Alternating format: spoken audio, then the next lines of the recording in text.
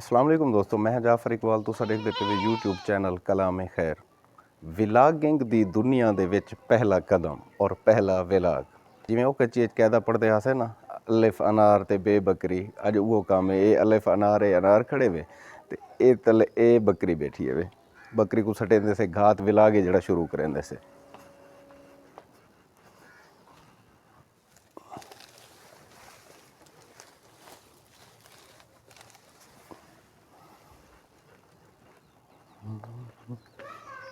एक भी खा तू मजे नाल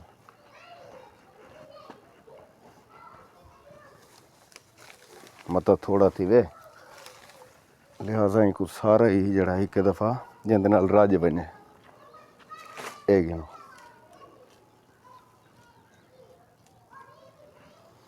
ये बकरा सी बकरा देखते पे वे ये अज गिदम सी 11,000 का महंगा या सस्ता है पता नहीं लोटा है या लुटी जाए या कोई पता गया नहीं लेकिन सोहना लगे मैं कि चलो खड़ा रहा सी घास खम सी खड़ा सेट थी। वैसे वीडियो शुरू करने को पहले गुजारिश है कि अगर तुसा मेरे चैनल कलाम खैर को सब्सक्राइब क्या नहीं किया तो चैनल को सब्सक्राइब कर छोड़ो। वीडियो चंगी लगे तो वीडियो को लाइक कर छोड़ो, शेयर कर छोड़ो और कॉमेंट सैक्शन दे विच अपनी राय का इजहार जरूर करे। सो ये कुत्ता भी नाल आ गए वे पट्टी ना वे पट्टी ना ये वीडियो च आया करी तू मामा क्या हाल है? ठीक हो खैरियत है? ऐसी बाल खड़े न सारे नाल नाल सारे बस्ती दे ते क्या करे न बदो नहीं काम ते वेंदे पैसे क्या काम करे नहीं केरी चावा रक्षे ते जी हां केड़ी ज्यादा काम करे नहीं बट्ठे ते जी हां अच्छा अच्छा माशाल्लाह माशाल्लाह ब्याह ठीक हो मजे। तुसा केड़े गया वैसे क्या उड़ते आगे दे आते दस इतना उड़ते उड़ते आगे दे कुछ नहीं है ए दसा क्या करन गया मैं? अच्छा कबूतर उड़ते नेड़े थी ना तो कैमरे दे नेड़े थी कबूतर दे नाम दे नहीं केरे केरे उड़ते आवे तू दसा। अच्छा ये केड़े केड़े कबूतर? काबरा लाल गुल्ली अच्छा चाप अच्छा खेडना गुल्ली अच्छा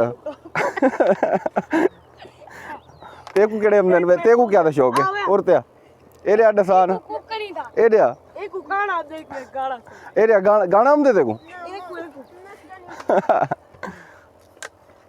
अरे साडे बस्ती दे बाल शाल खड़े हैं इन्हों को जरा इन्होंने बट शट लाती है से ये मेरे साइड देखते पे वे एक कणक दा फसल है जरा हुण तैयारी दे आखिरी मराहल दे विच ये देखो ना हुण कणक रंग वटा गई है जिनको कहंदे कि कणक जरा ना हुण भूरी थी गई है। ये साडे इलाके दे खूबसूरत नज़ारे हर पासे हरियाली फसलां खुली फिजा बिल्कुल और शहर है जड़ा साडे कोलों इत्थों 3 किलोमीटर 2 to 3 किलोमीटर इतों कर जड़ा शहर असा को बिल्कुल करीब थी वेंदे असा बेक वक्त शहर दे मज़े भी गिनदे से और देहात दे भी लेकिन साडा ये जड़ी जगह है ये बहुत ही ज़बरदस्त है और खुला ढुला माहौल है और अल्हम्दुलिल्लाह बहुत ही ज़बरदस्त साडा इलाका है। व्यू चेक करो सारा कितना खूबसूरत देहात है। इफ्तारी को हाली थोड़ा टाइम रहा ही तो मैं आखे जड़ा ना चलो भी थोड़ा जो तो को अपने इलाके की सैर करा देव। ये देखो नाजरीन बेहतरीन जड़ा फसल ही टाइम बिल्कुल पकण दे करीब हैं और कणक दे फसल अल्हम्दुलिल्लाह अल्लाह की मेहरबानी दे नाल ही दफ़ा बहु अच्छे फसल हैं और भरपूर इन्हां दे विच जरा दाने दे तुस चेक करो सिट्टा चेक करो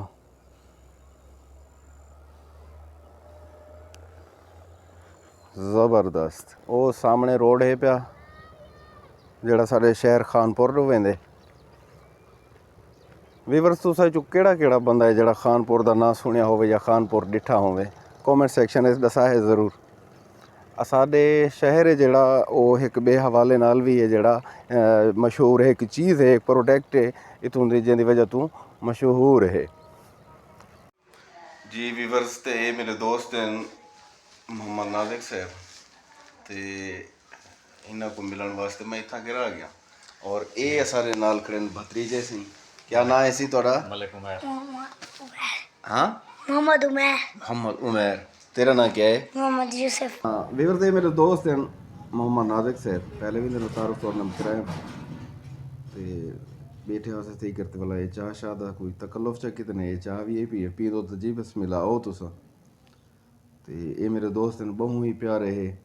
बे दोस्त भी अच्छे हैं लेकिन ये बंदे दे पुत्रे दे विचों ते सारे वो भी अच्छे हैं तुस ये ना समझाए कि बाकी है जड़ा ना ये यही दी खुशामद बैठे करे ने खुशामद कह नहीं ये अच्छा दोस्त है इकट्ठे पढ़ते रह गए से क्या हाल है सी शुक्र अल्लाह का ठीक है वे अमन खैरियत है क्या थी ना पे आजकल आजकल बस इवें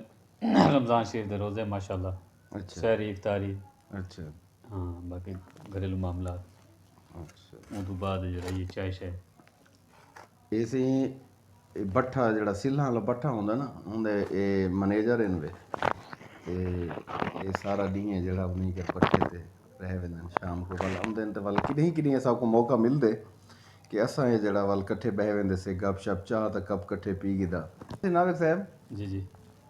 कोई दसाओ आ वीवरा को किवें हाई स्कूल दौर अपना स्कूल दौर से माशाल्लाह हूँ वक्त को याद करें तो ते असा को दोबारा इवें समझ अपना बचपन ते जवान याद आ वेंदी अच्छा नाविक एक गल दसा यार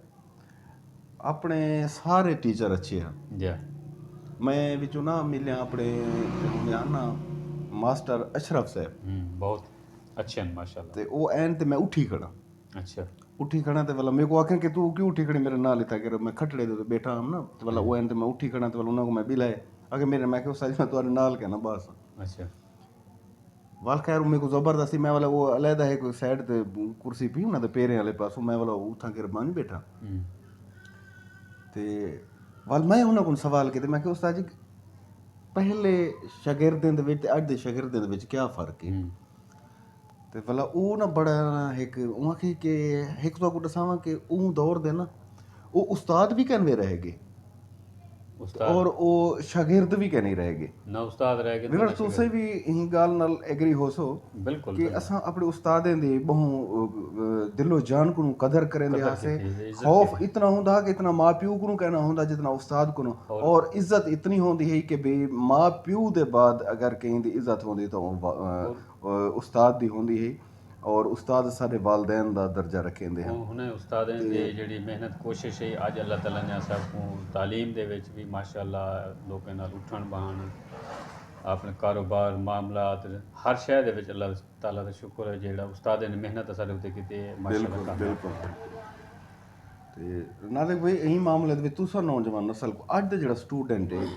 उनको तुसा क्या पैगाम दे सो सही पैगाम दे सो कि उस्तादां की कदर करो भरपूर उन्हें दी जेड़े ना इज्जत करो तावन करो अगर कोई सख्ती करे ने तुहाडे उत्ते तां उनको बर्दाश्त करो वो तुहाडे फायदे वास्ते होंदी तुहाडा मुस्तकबिल को अच्छा करे से तुहाडे वालिदैन जितने तुहाडे को सख्ती मेहनत नहीं कर सकते वो उस्ताद तुहाडे उत्ते मेहनत सख्ती करे ने कल को फायदा उन्हें वालिदैन को थींदे बिल्कुल घर वाले को थींदे दोस्त अहबाब को थींदे इंसान दी अपनी जिंदगी दे विच भी दुनिया और आखिरत दोवें दे विच जेड़ा उनको फायदा थींदा सही अच्छा तो विवर अज दे व्लॉग दा मेहमान तू मेरा तू ही चाह मैं पीती वेना कोई नहीं मैं चाह पी मैं तेको पता है कि मैं ठंडी चाह पीना हां ते मैं ये देखो ना लेकिन मैं चाय उहे पई है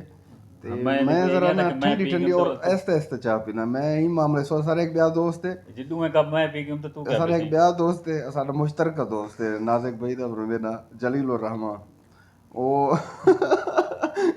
ਅਸੀਂ ਉਹਦੀ ਇੱਕ ਗੱਲ ਯਾਦ ਹੈ ਕਿਤਨੀ ਗਰਮ ਚਾਹ ਪੀਂਦੇ ਗਰਮ ਗਰਮ ਬਹੁਤ ਗਰਮ ਤੇ ਉਹਦੇ ਨਾਲ ਹੀ ਮੈਂ ਦੋ ਚਾਰ ਦਫਾ ਇਵੇਂ ਥੇ ਕਿ ਉਹ ਆਖਰੀ ਜਿਹੜਾ ਕੱਪ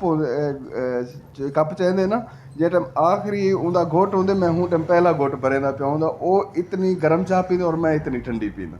ਠਾਰ ਤੇ ਪੀਉਣ ਤੇ ਵੈਸੇ ਠੀਕ ਹੈ ਲੇਕਿਨ ਜਲਦਬਾਜ਼ੀ ਗਰਮ ਹੀ ਪੀਣੀ ਪੈਂਦੀ ਹੈ ਪੀਣੀ ਪੈਂਦੀ ਲੇਕਿਨ ਮੈਂ ਜਲਦਬਾਜ਼ੀ ਹੋਵੇ ਮੈਂ ਚਾਹ ਪੀਂਦਾ ਕਹਿੰਦੀ ਹਾਂ ਜਿੱਥੇ ਵੀ ਪੀ ਨਾ ਸਕੂਨ ਨਾਲ ਪੀ गरम को छोड़ देंगे ठंडी को पीने इवें थे जी बिल्कुल ही अल्लाह तो खुश रखे ना देख भाई चलो बेटे से तो हल गप शप लाती है से ये पर तो अज दा व्लॉग किवें लगे अपनी कमेंट सैक्शन दे विच राय जरूर दसो ते मेरा ये पहला और फर्स्ट व्लॉग आवे व्लॉगिंग दी दुनिया दे विच जिवें तो मैं आख्या ही ना शुरू दे विच कि अल्लाह फनार ते बेबकरी वाला कहदा अज मेरा वो काम है ਵਿਲਾਗਿੰਗ ਦੇ ਵਿੱਚ ਅੱਜ ਮੇਰਾ ਪਹਿਲਾ ਵਿਲਾਗ ਆਵੇ ਤੇ ਕਾਫੀ ਇਹਨਾਂ ਵਿੱਚ ਮਿਸਟੇਕ ਵੀ ਹੋ ਸਨ, ਗਲਤੀਆਂ ਵੀ ਹੋ ਸਨ ਔਰ ਤੁਹਾਡੀਆਂ ਮੁਹੱਬਤਾਂ ਹੋ ਸਨ ਤਾਂ ਮੈਂ ਇਨਸ਼ਾਅੱਲਾ ਆਪਣੀ ਗਲਤੀਆਂ ਨੂੰ ਦੁਰਸਤ ਕਰਨ ਦੀ ਕੋਸ਼ਿਸ਼ ਕਰੇ ਸਾਂ ਤੇ ਹੀ ਦੁਆਵਾਂ ਦੇ ਨਾਲ ਇਜਾਜ਼ਤ ਦੇਸੋ ਕਿ ਜਿੱਥੇ ਰਹੋ ਖੁਸ਼ ਰੱਖੋ ਆਪਣੇ ਵਾਲਦੈਨ ਦੀ ਔਰ ਆਪਣੇ ਅਸਾਤਜ਼ਾ ਇਕਰਾਮ ਦੀ ਦੋਸਤ ਅਹਿਬਾਬ ਉਹਨਾਂ ਦੇ ਇੱਜ਼ਤ ਔਰ ਅੱਲਾ ਦੀ ਖਿਦਮਤ ਔਰ ਆਪਣੇ ਜਿਹੜੇ ਦੋਸਤ ਹਨ ਦੋਸਤਾਂ ਦੇ ਨਾਲ ਮੁਖਲਿਸ ਰਹਿਣਾ। ਦੋਸਤ ਉਹ ਸਰਮਾਇਆ ਹੁੰਦੇ ਨੇ ਕਿ ਜਿਹੜਾ ਨਾ ਬਹੁ ਘੱਟ ਲੋਗੇ ਕੋ ਨਸੀਬ थी और मुख्तलिफ दोस्त होना बहुत बड़ा सरमाया है। तो इजाज़त दे सो अल्लाह सोने दे हवाले।